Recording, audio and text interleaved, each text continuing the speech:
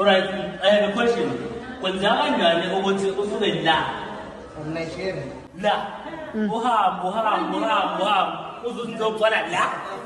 The 15-year-old girl was saying to me he was brought here by the Nigerians 2 weeks back. They promised her that they're going to give her a job. That's how she ended in here. She even said, I don't know the place. I don't know. I'm just here. I'm caught up here. The girls have told officers harrowing stories of their capture and abuse. They say they were drugged and starved. They sat outside crying as authorities swept through the 3-bedroom house collecting evidence. These girls are coming around the country. As I said, that some, they are coming from Soweto. And they are so small. And their parents, they don't know that their girls are here. And when they are here, they are being used. Police seized drugs and arrested 4 men. But it was the rescue of these girls that's left officers shaken. Okay, cool. So this week's topic is a very sensitive one because nobody really wants to talk about it, even though it's such a problem in our society. So this week's topic is honestly about Nigerians in South Africa and all the bad things that have been centered around Nigerians being in the country. Okay, foreigners, but honestly, guys, we must be honest, Nigerians have been like the topic of discussion in our country. So I'm going to play a video for you guys, as you can see in this video. 101. This is our Nigerians. These are Nigerians. We are here, and they are there down there. We are looking. We are waiting for them. Let them come. The police is telling us to have patience. Yeah, they are making peace, but we can't accept this nonsense. You see them? We are here, 101. Let them come and face us 101. The sunny side here. We will kill them. They are not afraid of anybody. So as you can see in this video, you have Nigerian guys literally in the middle of town in Hillbrow, so in Johannesburg, literally standing there and saying, come South Africans, come at us, we're ready for you, and it's gonna be a war, we're not going anywhere, we are just as basically entitled to be in this country as you are. And that's just madness, guys. It's honestly madness. I have never seen something like this. Can you imagine a group of, not even a group, like South Africans in Nigeria basically taunting Nigerians in their country, literally taunting them and telling them, hey, come at us, we are ready. It's unacceptable, guys, and I understand why it's obviously been trending on social media, this whole thing of footsack Nigerians, and 24th of September, they're planning on marching, well, civil society is planning on marching to the Nigerian embassy to basically go march and basically say Nigerians need to get out of the country. And yo, guys, all I can say about that is that violence is not the solution. Marching is not the solution. The Nigerian embassy has nothing to do with Nigerians being in the country. It's the South African government that you have to deal with. Because if you think about it, guys, if I want to go to China today, I'm going to go to the Chinese embassy where? Here in South Africa. Then they're going to tell me that these are your requirements in order for you to be able to go into China. If you're going to go visit, we need to see A, B, C, D, F, G. If you're going to go work, we need to see A, B, C, D, F, G. Or, you know what I mean? Or else you're not just going to go there. You don't just go just because you want to. So the only people to blame, honestly, is our own South African government. And this week we've invited the Minister of Home Affairs to come basically give us their stance and their policy in terms of what are the requirements basically for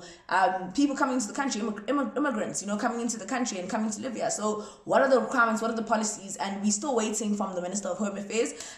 We spoke to the spokesperson and he indicated that they're still trying to basically, you know, find availability and whatnot. Of course, they're not going to come forward because guess what? They don't have a position on this. And the ANC hasn't had a position on this matter for a very long time. Our government does not have a position when it comes to Nigerians. And guys, honestly speaking, call me xenophobic, call me whatever you want to call me, but Nigerians, honestly speaking, maybe there's only 10% in this country that are actually here with an actual skill and that are actually adding anything good to our society. Nigerians come into our country now to cut hair. They come in to cut hair. Then Bramptonton, Hillbrow, everywhere is full of Nigerians. Sunnyside, Nigerians, everywhere. I mean, these are jobs that could literally be performed by our people. Same thing, I went to Checkers and Uber Eats and I said to them, guys, how come every single time somebody comes to my door to deliver my food, it's some name God's Edge or Godfrey or some weird name where you can tell, see, there's no way, first of all, this is a name that's licensed. So whatever papers they used to apply for a job with Checkers and Uber Eats as a driver were fraudulent in the first place, because there's certain names like IE. Who has a name called IE? You know what I mean? And your question is, we are entrusting those people to come and deliver food at our doors. And honestly speaking, Uber Eats and Checkers, be more responsible. Give jobs to South Africans. These jobs could be performed by young guys there in Soweto that are jobless. You know what I mean? It's literally driving a scooter. Can you come up with a program, part of your CSI project, come up with a program where you go and you teach young guys who are jobless in the townships to actually just drive a motorbike so they can actually get a job and actually drive around. These are not jobs that should be performed by people that are coming from outside the country.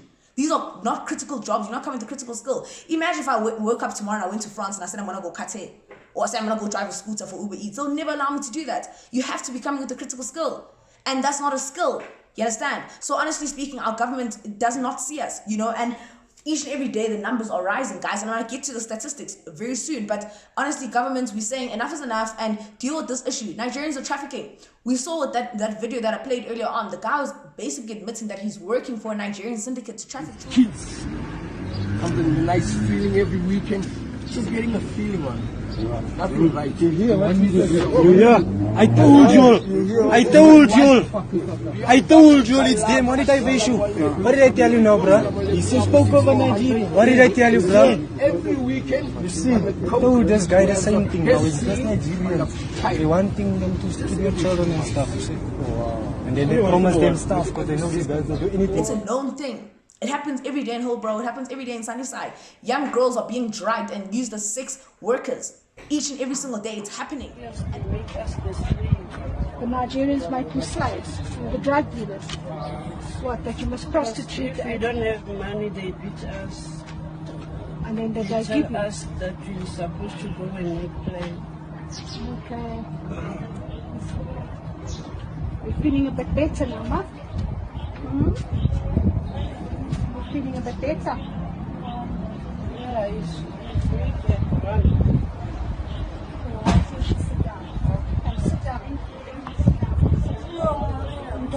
You don't want to sit. You sure? And because SAPS officials are so underpaid, they will take that 100 rand that they're getting from the Nigerian man just to keep quiet. And guys, honestly, enough is enough. Enough is honestly enough. And all I'm saying is that South Africans, the ones that are planning on marching to the Nigerian embassy on next week, on the 24th of September, you'll be by yourself. And because first of all, it's got nothing to do with the Nigerian embassy. But secondly, marching is not really going to be the answer to this thing. Start voting for political parties that push our agenda. Herman Mashaba, as much as I don't like you because you sold black people out when you're busy there as a face for the DA, you're just as bad as Musi. But Herman Mashaba is one leader who's been very, very vocal, very extremely vocal about this thing of foreigners and so forth and cleaning up Hillbrow. He's been very vocal. And he's been labeled all sorts of things as xenophobic and so forth. And actually, he's the only leader who's been decisive on this matter. Please go into the counterfeit goods market. Go and see who's Chinese running. people being arrested out there? It's Chinese, Pakistanis, and people from all over the world. So I think it's a question of, that's why I'm saying is that I take this personally, a serious exception to this, when people only refer to Africans as if they are the only ones who are posing a threat to South African sovereignty. Anyone who's undocumented, anyone who comes into this country without documentation and commit crime, unfortunately those people must be dealt with. And the thing is, at the end of the day, for me, as you're aware, I've been dealing with this matter with Home Affairs. I've been asking, I'm sure you are aware, 2 months ago, I even had to actually write to Home Affairs portfolio to request or demand Home Affairs to really do something about this. Because unfortunately, what happens when you have lawlessness in a country, who suffers? The poor people, including our foreign nationals, who would obviously live on the fringes of society. I can take you into buildings here in the city of Johannesburg, where prostitution happens, where child labor happens, where actual slavery, modern day slavery happens. And I don't understand how anyone would really want to really defend such criminality, where today, in this modern day, where slavery happens in the city of Johannesburg Mr. Mayor, and I think other places. What we're trying to do, and I'm only saying this because I read your last penned opinion piece about the city, and in it you say that you speak unfettered, truths and uncomfortable truths about where we are as a country. What I don't hear you saying is how you see the relations of foreigners, minorities, people who come to the city of Johannesburg, and what a model of that looks like. I haven't heard you say this is how the best relations are. Well, unfortunately, if you have been following on my case, in fact, you remember, I don't know if you remember, on the 1st of December 2016, when I first raised this matter during my 100 days, and I was reported to the South African Human Rights Commission, and they did a thorough, independent work, and no one has actually found anything that I've said that is outside our constitutional framework. I think what is happening here in our country, we are failed by Home Affairs, we are failed by our criminal justice system that is creating chaos in South Africa. And I strongly believe that...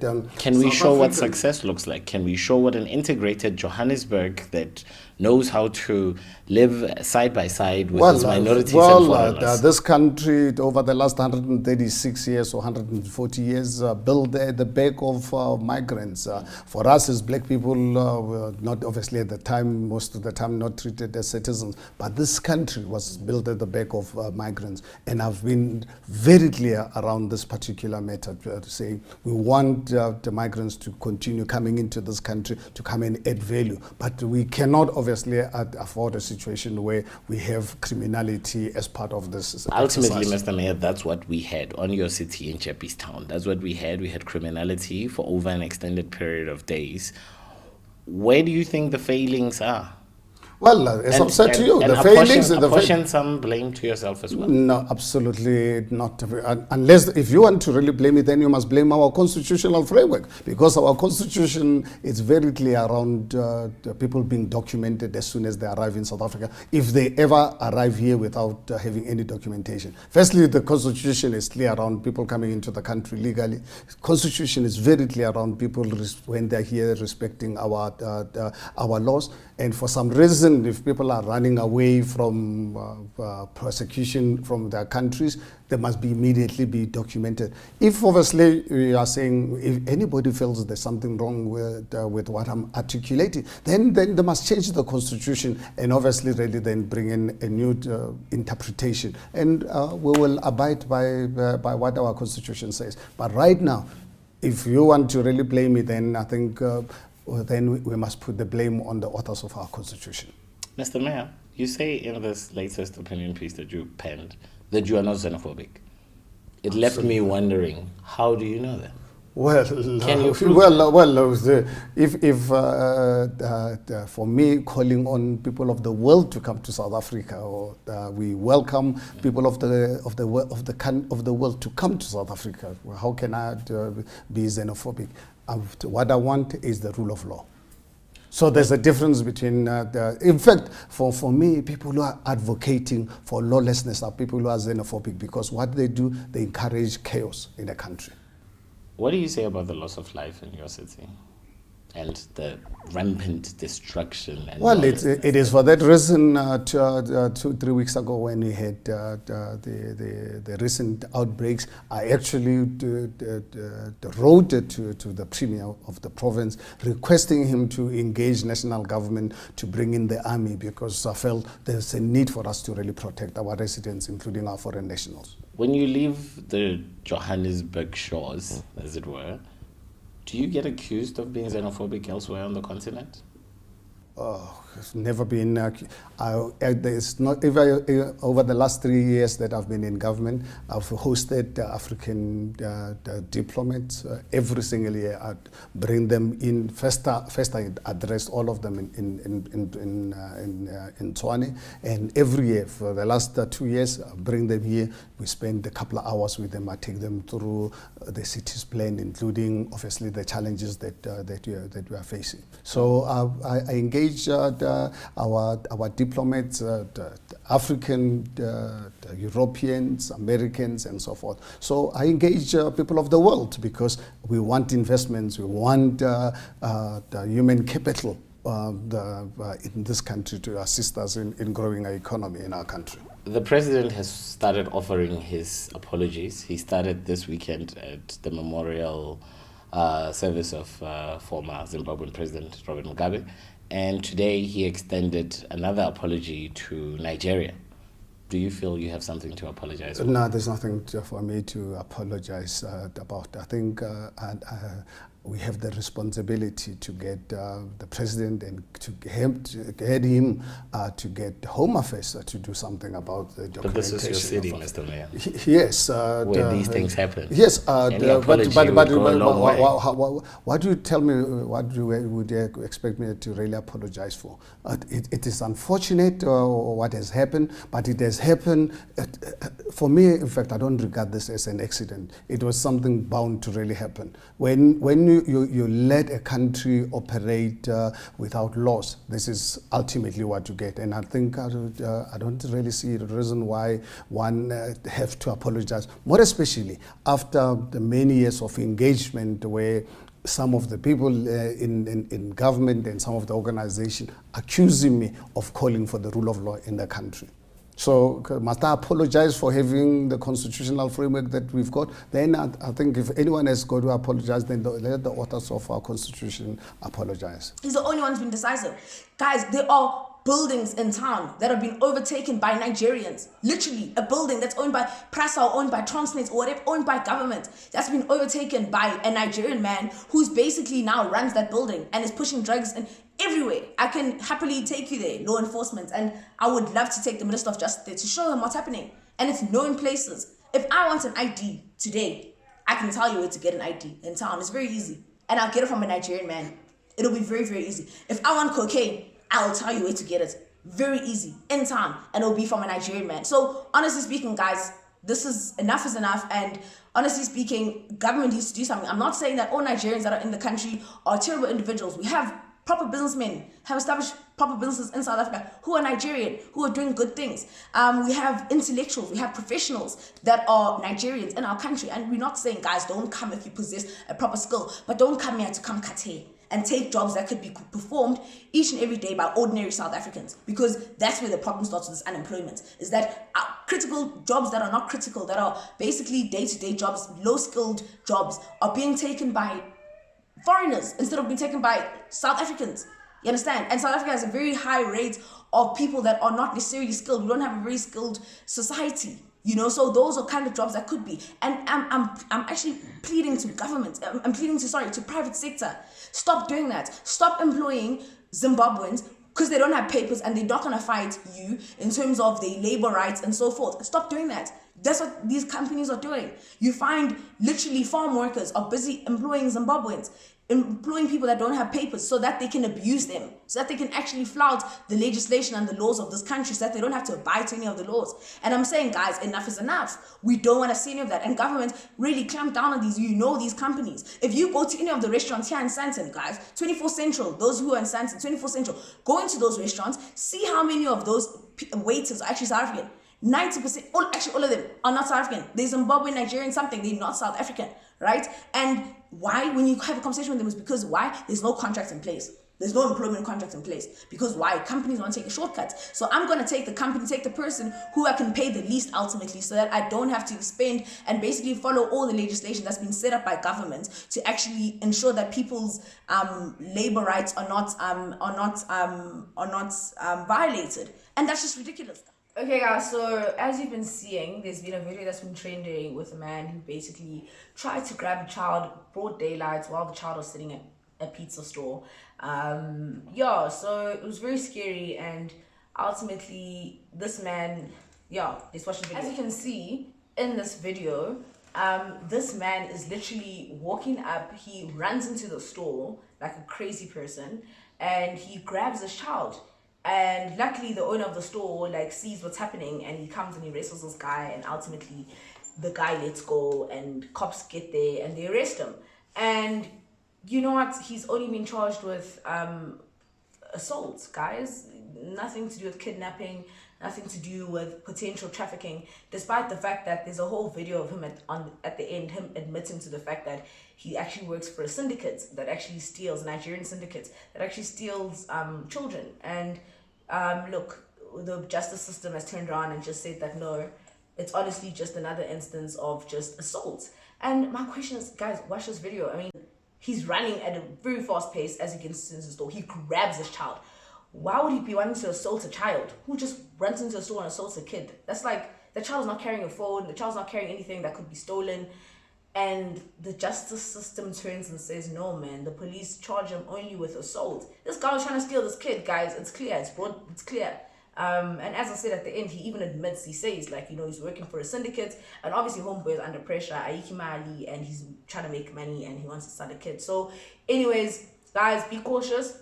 When you're sitting with your kids and you're walking with your toddlers, like, people like this gentleman are out there, and let's just be more cautious, and let's just take care of our kids. Hold your child's hand. Don't let your kid walk behind you in a shopping center. And yeah, we're just living in a very different environment, guys, and it's really sad, and it's very shocking for the judge, for the SAPS to actually only charge this guy with assault. It's quite shocking. Okay, cool, guys. So of course we've all been following the Clicks matter quite closely, and we've now seen that the non-executive director, the only black person on the board of Clicks, Nongule Kuboto, has now actually resigned.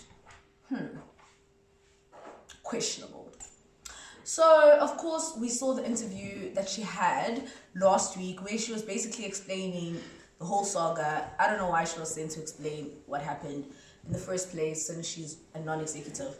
But anyway, so we saw her go and explain what happened. She basically came out quite strong and said she'd had a conversation with her daughter, and her daughter had basically, you know, kind of like woken her up to the realities around like stereotypes around our hair and everything as black women. And she said she had previously raised this with the management at Clicks to actually address the issue, like how are we communicating with our black women, how are we actually communicating with black South Africans. And ultimately, you know, she was basically putting to them that something's got to change, and Clicks has for a very long time been communicating in not a very like equal manner, you know. And look at the photo below right now, one of Clicks' adverts from long ago. You see a woman there, she's pregnant.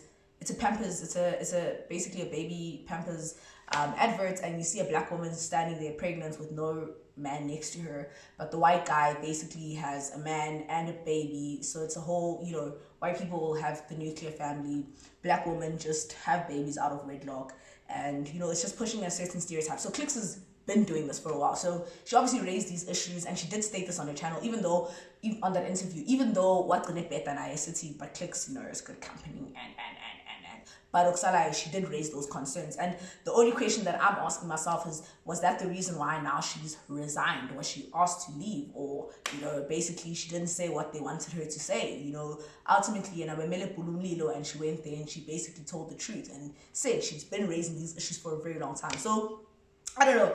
All you can say is that Clicks, we're watching you very closely. You no longer have an executive that's black on your board.